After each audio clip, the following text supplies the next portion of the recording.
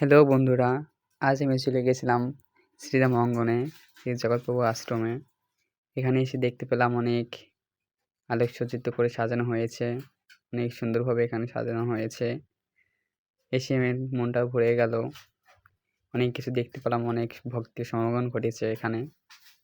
আপনারা দেখতে থাকুন এরপর কী হইতেছে।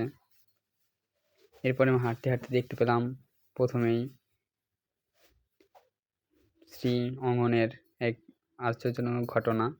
এইখান থেকে চলে গেলাম ভিতরে যাওয়ার পরে দেখতে পেলাম অনেক ভক্তের সমাগম ঘটেছে। পাশে শ্রী শ্রী জগৎপ্রভুর মন্দির, ওইখানে পাশে নাম কীর্তন হইতেছে। আপনারা ওদের থাকুন। কিন্তু অবশেষেও ভিতরে ঢুকে প্রভুর দর্শন পেলাম না। প্রভুর মন্দিরটা ছিল, মন্দিরের দুয়ার আটকানো ছিল।